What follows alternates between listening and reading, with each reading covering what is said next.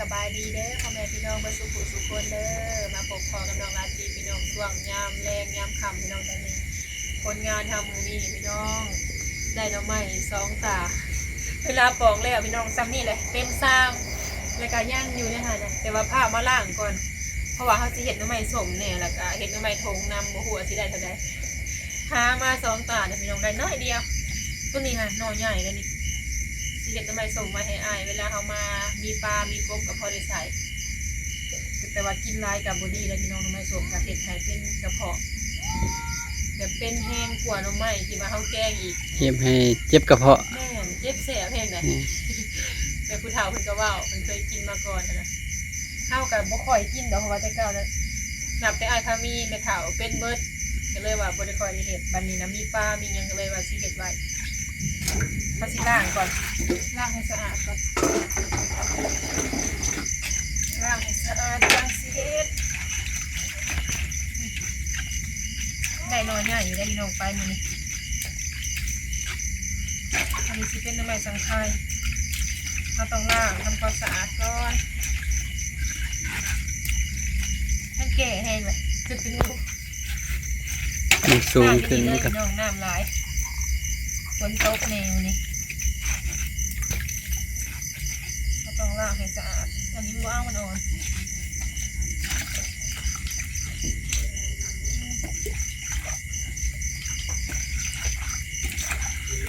ตัวได้มันน้อยกับเห็ดไม่ส้มซื้ออันกระปุกมาแล้วตอนแรกนะพอดีไปแหล่ซื้ออยู่บรรทัด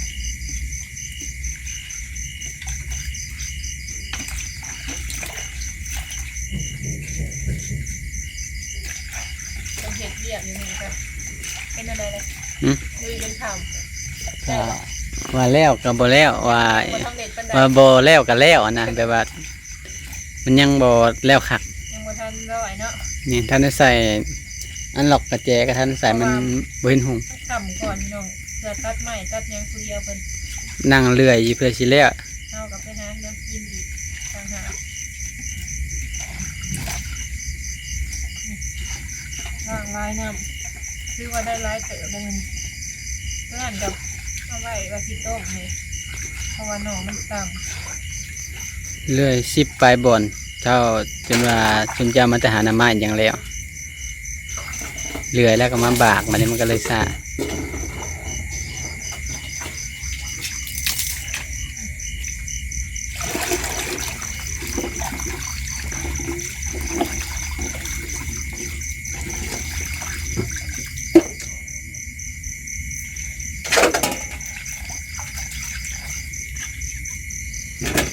ยังไม่ไปบ้านในทางออกนี่บ่เกิดบ่ก็เดียวเจ้าว่ามีเนาะมันอยู่แคมทางอย่างว่ามันบ้าหลังเถื่อกะมัน2-3 มื้อเนี่ยมันก็ยาวเลยนะไม้บางทีคนบ่ได้ข่าวเบิ่งอันนี้นั่นหาไกลเรือนพี่น้องทำก็ได้เห็นน้ำไม่ทงเห็นน้ำไม่ซุ้มมาตรงล้างสะอาดก้อนมันถึงโบเปื้อนเรามากิน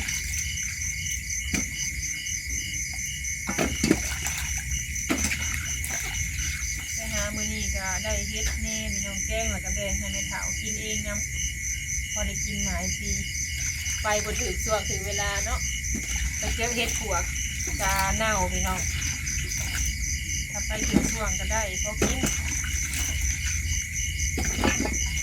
2 คนกับแบบนี้แหละบ่ทันมีเน่าอีกนะล้างลายน้ำนี่เพราะว่ามันจะสะอาด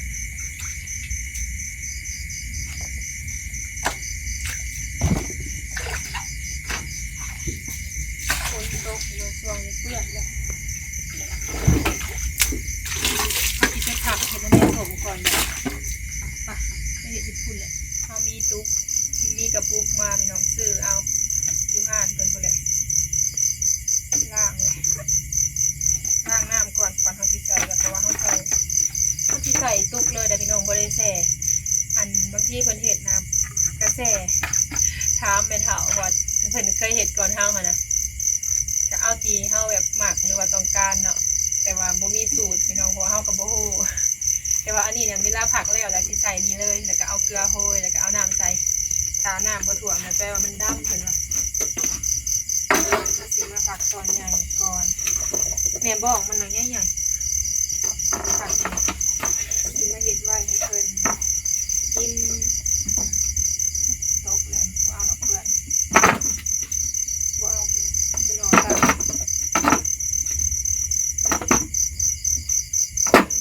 มีแต่เสียงหนึ่งง่ายเนาะผู้ที่ได้ไปบอกเล่นมาสิผักก่อน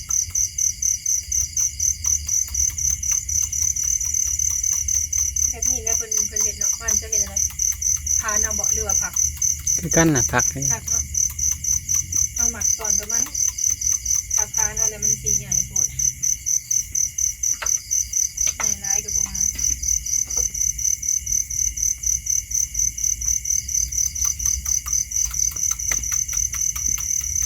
มาเห็ดแล้วจังสิกลับบ้านว่าเพื่อนเฮาบ่มีสัญญาณลิ่นกระเทิงยากนะพี่น้อง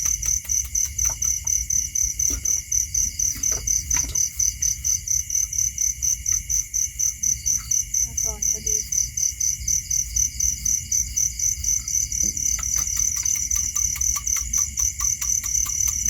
เสียงแม่อย่างอันนี้ไม่จีบอ่ะ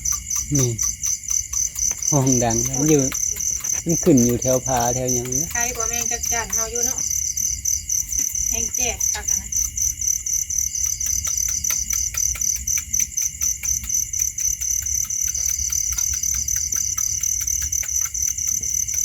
มันถือเกลือกับอ่อนเอง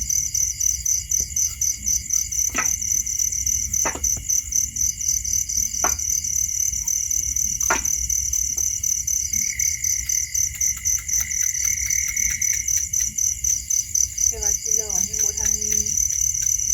เห็นกับโบราณเห็นน้อย ก็อ เดีย ยาว กเห็นเนาะคือว่ามันยังบ่ทันหอมเลยนะ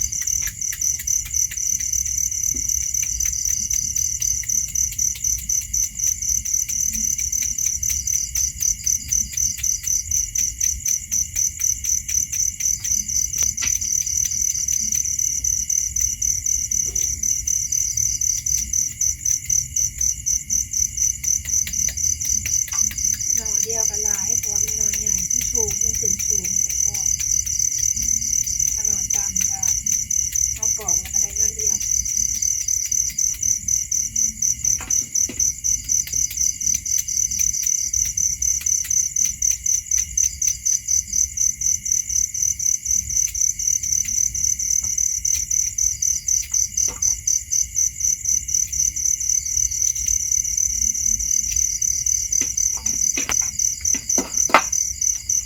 มันจะเป็นหน่อ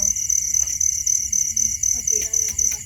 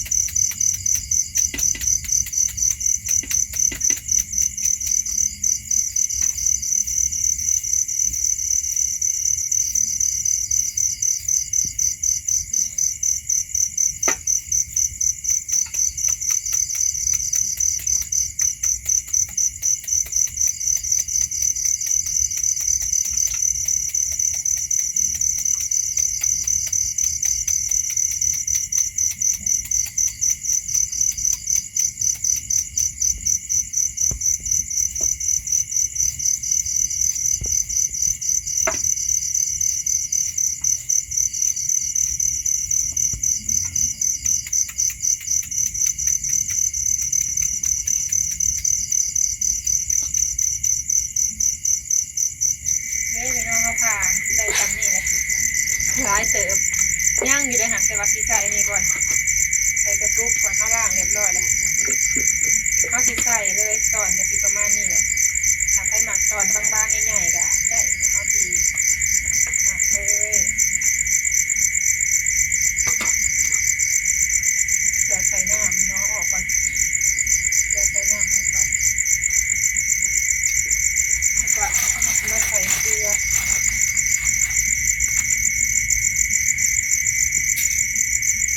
ก็ประมาณนี้แหละพอใส่อีกนิดนึงก็ได้บริจีนเนาะได้เลยทำนี้ก็ได้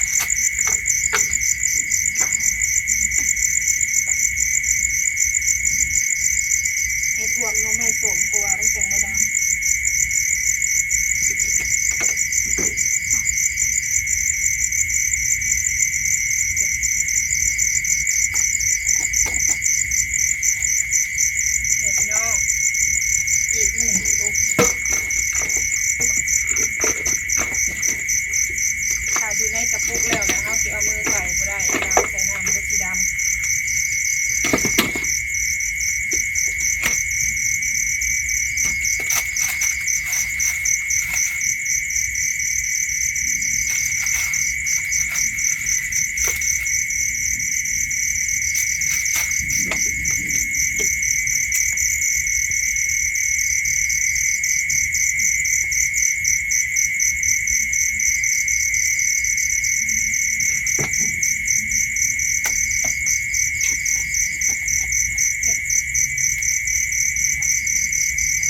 เดี๋ยวเกลือก็ลงเอง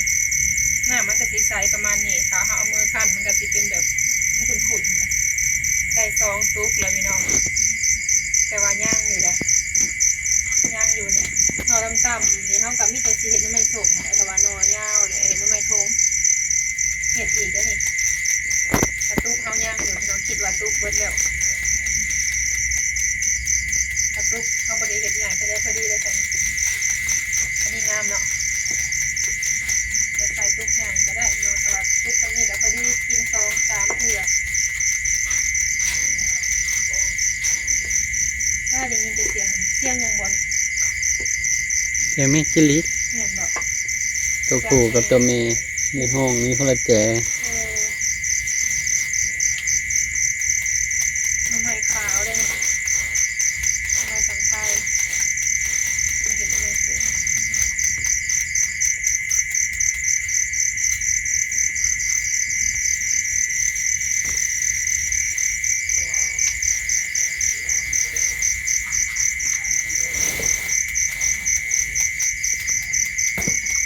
เห็ดไรกินตำใส่มะเขือขื่นกระเสียบเลยพี่น้องไปเคยกินเนี่ยคือสีกระเพาะดีเลยยังกินได้ตำมันทำไมส้มใส่มะเขือขื่น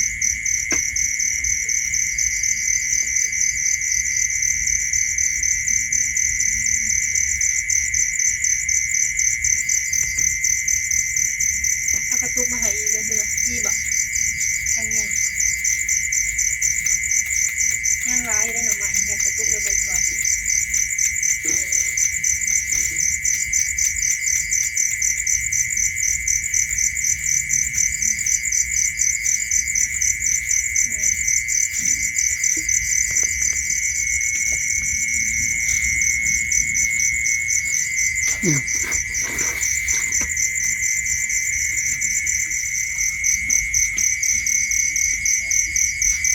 เอาอีกตุกหนึ่งก่อน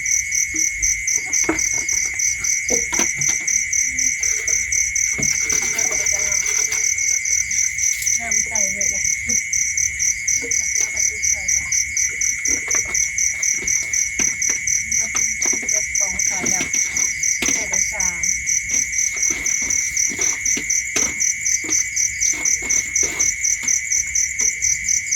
เดี๋ยวผักตื่มให้มันเต็มดิ ผักเดือดแล้วเนาะมันเต็มก่อนได้3แล้วน้องผลงานเราก็ถือว่าได้หลายอย่างเลยทางหน่อไม้ทางเห็ดกินแล้วน้องเห็ดนะหามาแล้วก็พร้อมแกงเลยได้ทำก็ได้ ทดสอบกันว่า แม่นลองก่อนจะเป็นอะไรเนาะครั้งแรกเลยจ้ะต้องลองกินเองก่อนได้แต่ก็หูอยู่พี่น้องเบิ่งในอันเป็นเอาลงหรือว่าในไทยก็เฮาก็ฮู้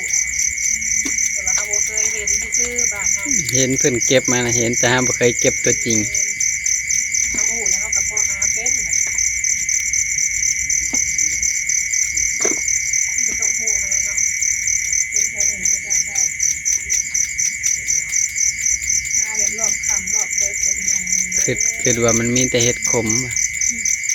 นี่มีเห็ดละโงกเนาะ มีเห็ดทุกชนิดอยู่หั่นนะ เออ แต่ว่าบางเห็ดที่เขาบ่เคยกินกับบ่กล้าเพราะว่าบ่ฮู้ว่าสิเฮ็ดจังได๋อย่างเดียว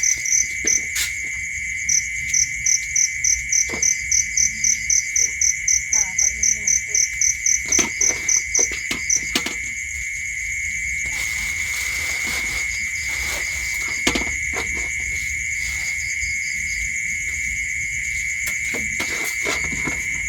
ให้มันเต็ม